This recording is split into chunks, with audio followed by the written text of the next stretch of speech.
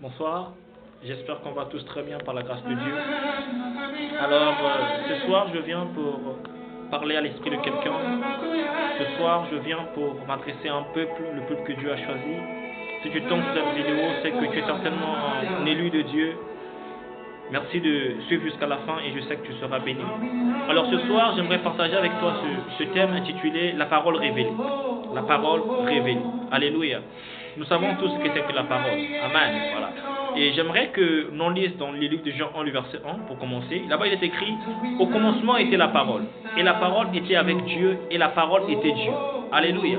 Au commencement était la parole. Et la parole était avec Dieu. Et la parole était Dieu. Par ce passage, on comprend ici que la parole n'est qu'une identité de Dieu. En réalité, la parole, ce n'est que Dieu. Alléluia. Donc, s'il faut ajouter parmi les attributs de Dieu un attribut, moi, j'ajouterais l'attribut de la parole de Dieu. De la parole, s'il le faut. Alléluia. Parce que Dieu, c'est sa parole. Amen. Tu ne pourras jamais séparer un homme de sa parole. Combien même aujourd'hui, lorsqu'on veut utiliser une citation évoquée par un homme dans les temps passés, qu'est-ce qu'on fait? On mentionne toujours son nom. Alléluia. On écrit parfois son nom en bas de la citation. Ou on dit comme disait un tel, comme a dit un tel. Pourquoi? Parce que c'est sa parole. La parole et l'auteur de la parole sont indissociables. Alléluia. Tu ne peux pas séparer la parole du parolier. Ce n'est pas possible. Alléluia. Que Dieu te bénisse. Et dans le livre d'Ésaïe 44, verset 26, il dit là-bas, je confirme la parole de mon serviteur et j'accomplis ce que président mes envoyés. Je dis de Jérusalem, elle sera habitée, et des villes de Juda, elles seront rebâties, et je relèverai leurs ruines. J'aime beaucoup plus la première partie, il dit, je confirme la parole de mes serviteurs. Pourquoi Dieu confirme la parole de ses serviteurs? Oh wow! Est-ce que je peux te parler ce soir? Dans le livre de Deutéronome 18, le verset 18, il dit là-bas, je veux choisir un prophète parmi vos frères. Je mettrai mes paroles dans sa bouche. Il vous dira ce que je lui ordonnerai de dire. Donc il ne dira que ce que j'aurai mis dans sa bouche.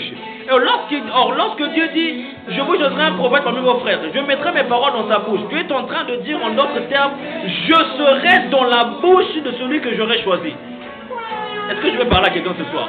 En réalité, lorsque Dieu dit, je veille sur la parole de mes serviteurs, il est en train de simplement dire, je veille sur les paroles, mais sur moi. Non, je ne sais pas comment je vais essayer de reformuler ça. Il dit, je m'obéis à moi-même. Lorsque je veille sur la parole de mes serviteurs, j'obéis simplement à la loi de la fidélité que j'ai envers ma parole. Est-ce que je vais parler à quelqu'un ce soir?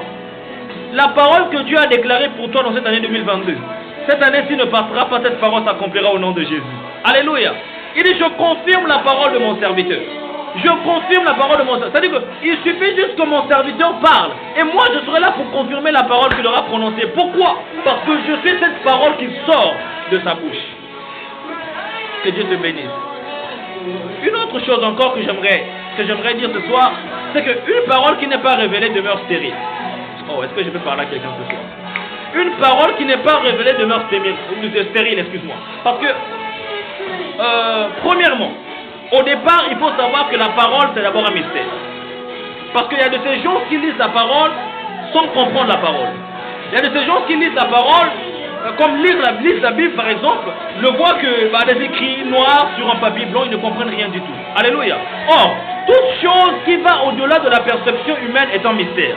Il faut que la chose soit révélée pour que la chose soit comprise.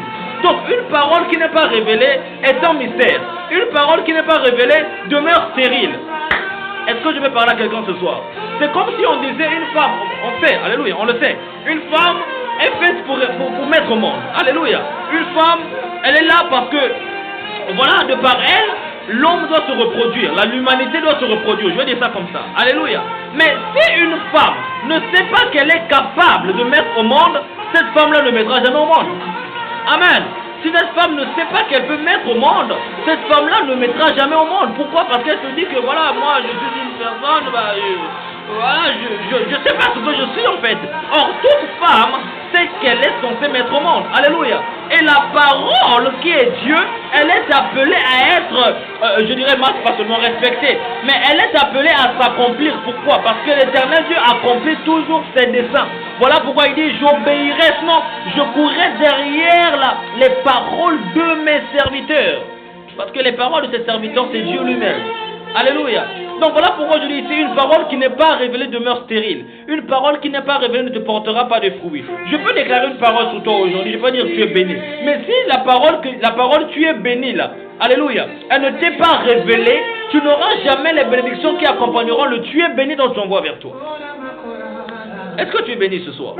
Reçois cette bénédiction au nom de Jésus. Alléluia. Donc, Osée 4:6, là-bas il est écrit, mon peuple périt parce qu'il lui manque la connaissance. La connaissance dont on parle ici, ce n'est pas une connaissance à l'état brut. Il s'agit là d'une connaissance profonde qu'on appelle la révélation. Oh, est-ce que je vais parler à quelqu'un ce soir? La connaissance dont on parle ici, il s'agit là du règne de la révélation, du règne du réma. Il ne s'agit pas de n'importe quelle autre connaissance. Parce qu'il y a des gens qui ont de la connaissance, alléluia, mais qui n'ont pas la révélation. Il y a des gens qui ont de la connaissance, mais qui ne savent que faire de cette connaissance, qui ne bénéficient pas de cette connaissance. Il y a des gens qui savent, par exemple, voilà, que lorsque tu es enfant de Dieu, tu ne peux plus appelé à être improductif, tu dois produire. Mais il y a des gens qui savent cela, qui sont encore improductifs, qui ne produisent pas.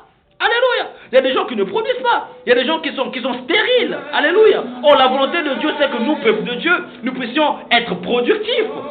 Alléluia. La Bible dit dans Exode 23, le verset 24, 23, 25. Voilà. Il dit, Exode 23, 25. Il dit là-bas, Karabashabrata. Oh, je sens l'onction monter. Alléluia. Dans Exode 23, 25, 23, 25. Je reprends celui-là. Alléluia. Il est écrit là-bas, vous servirez l'Éternel. J'éloignerai de vous la maladie. Alléluia.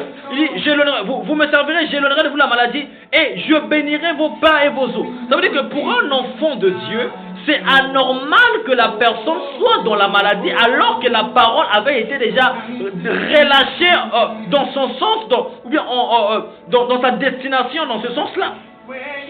Alléluia. Lorsqu'il dit, vous servirez l'Éternel, je bénirai vos pains. Alléluia. Il dit, j'éloignerai de vous la maladie.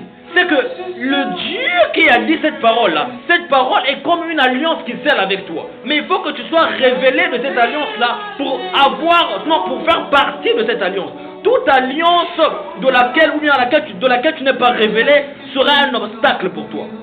Il y a des gens aujourd'hui qui sont dans les alliances, mais qui ne donnent pas leur. C'est-à-dire que c'est comme si l'alliance était maintenant un fardeau. Sois révélé de l'alliance dans laquelle tu es.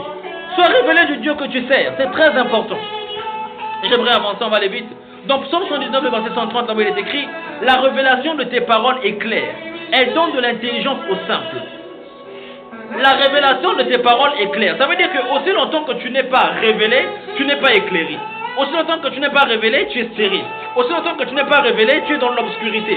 Ce n'est que la lumière qui vient chasser les ténèbres. Or, la lumière qui vient chasser les ténèbres ici, il s'agit de la lumière de la parole. Donc, lorsque tu n'es pas illuminé par la parole, par le réma, par le règne de la révélation de la parole, tu seras dans le noir, tu seras dans les ténèbres. Or, ce n'est que la lumière qui chasse les ténèbres. Alléluia. Une parole révélée, c'est une parole reçue. C'est une parole à laquelle on a cru. C'est une parole avec laquelle on marche. Alléluia. Tu ne peux pas m'ôter ce que Dieu m'a dit. Tu peux m'ôter cet habit si je l'ai. Tu peux m'ôter tout ce que j'ai, c'est pas grave, il n'y a pas de problème. Mais ce que Dieu m'a dit, tu ne peux pas me l'ôter parce que c'est en moi. Oh my God. Ça me fait. Je suis ce que Dieu a dit que je suis. Je ne suis pas ce que je porte. Je ne suis pas la barbe que j'ai. Non. Je suis ce que Dieu a dit que je suis. Et ce que Dieu a dit que je suis, même si tu me tues, ça restera parce que la parole de Dieu demeure éternellement. Voilà pourquoi on dit dans la Bible que toute chose passera, mais la parole ne passera pas. Ce que Dieu te dit, tu te souviendras toujours. Même lorsque tu seras dans l'agonie, alors que tu es en train de mourir, tu te rappelleras de cette parole-là, parce que c'est en toi. Toute parole que tu reçois est une sémence. À combien de fois raison la parole que tu reçois de Dieu? Alléluia. Cherche la parole révélée.